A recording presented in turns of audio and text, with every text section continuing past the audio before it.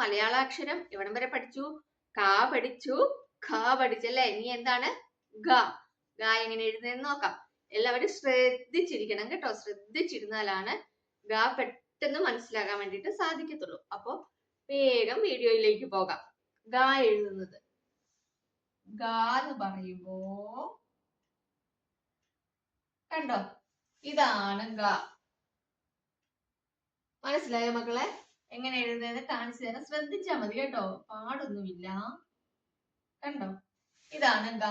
നമ്മൾ ഈ സി നമ്മൾ ഇങ്ങനൊക്കെ വെച്ചിട്ട് ഇങ്ങനൊക്കെ എഴുതിയല്ലേ, ഇങ്ങനൊക്കെ എഴുതുമല്ലേ എന്ന് പറഞ്ഞതുപോലെ തന്നെ ഈസി ആയിട്ടുള്ളത് ഞാൻ പറഞ്ഞിരുന്നത്. ഒരു സി ഇങ്ങോട്ട് വരയ്ക്കുക, എന്നിട്ട് ഇച്ചിരിയും കൂടെ വലിയ സി ഇങ്ങോട്ട് വരയ്ക്കുക. കണ്ടോ, ഇതാണ് ഗ.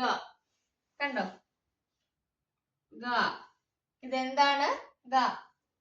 ഈസി അല്ലേ? സ്ലേറ്റ് പെൻസിലും ഒക്കെ എടുത്തോ മക്കള്? എടുത്തോ? എടുത്തിട്ട് ഇങ്ങനെ എഴുതിക്കേ ഗ. അതായത് ഇവിടുന്ന് ഇങ്ങനെ കൊണ്ടുവരിക, ഇവിടുന്ന് ഇങ്ങനെ കൊണ്ടുവരിക. ഇതാണ് ഗ. ഇതെന്താണ് ഗ. ഗ ഗ. കണ്ടോ മക്കളൊന്ന് എഴുതിക്കേ. ഞാൻ എഴുതുന്ന പോലെ എഴുതുക കേട്ടോ. ഇവിടുന്ന് ഇത്ര ഒന്ന് എഴുതിക്കേ. ഇവിടുന്ന് ഇത്ര എഴുതി, എന്നിട്ട് നമ്മൾ മുകളിലോട്ട് കൊണ്ടുവന്നു. ഇത്രയും കൊണ്ടുപോവാ. എന്നിട്ട് ഇവിടുന്ന് ഒരു നല്ല കേർവ് കൊടുക്കുക. കണ്ടോ, കേർവ് കൊടുത്ത് താഴോട്ട് കൊണ്ടുവരിക. അത്രേ ഉള്ളൂ ഗ. നോക്കിക്കേ, ഒന്നും കൂടെ കാണിക്കാം. കണ്ടോ, ഒന്നും കൂടെ നോക്കിക്കേ. ഇവിടുന്ന് ഇങ്ങനെ കൊണ്ടുവരിക. ഇത്രയും കൊണ്ടുവന്നല്ലേ. എന്നിട്ട് ഇവിടുന്ന് നന്നായിട്ടൊന്ന് കെർവ് ചെയ്ത് താഴോട്ട് കൊണ്ടുവരിക. ഇത്രേ ഉള്ളൂ മക്കളെ ഗ. നോക്കിക്കേ, ഗ. കണ്ടോ, നിങ്ങൾ എന്ത് ചെയ്യണം? ഗ ഗ ഗ ഗ എന്ന് എഴുതി എഴുതി പഠിക്കുക. ഈസി അല്ലേ മക്കളെ? സ്ലേറ്റ് പെൻസിലും എടുത്തു.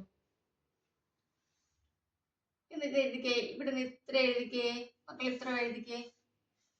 ഇത്ര എഴുതിയല്ലേ. എന്നിട്ട് ഇങ്ങോട്ട് മുകളിലോട്ട് വെക്കേ. ഇവിടുന്ന് മുകളിലോട്ട് പോയിക്കോ.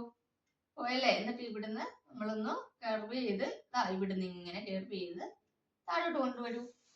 ഇത്ര ഉള്ളൂ ഗ അല്ലേ? ഒന്നും കൂടെ എഴുതിക്കേ ഗ.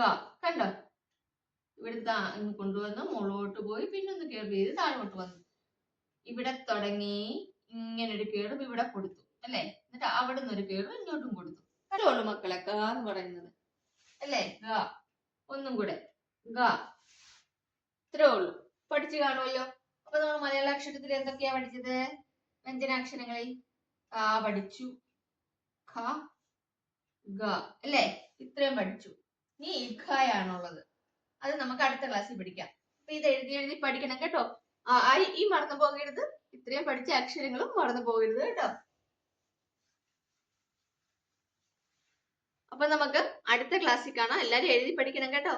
അപ്പൊ പഠിച്ചത് കമന്റും ചെയ്യുക. അടുത്ത ക്ലാസ്സിൽ കാണാം. ബൈ.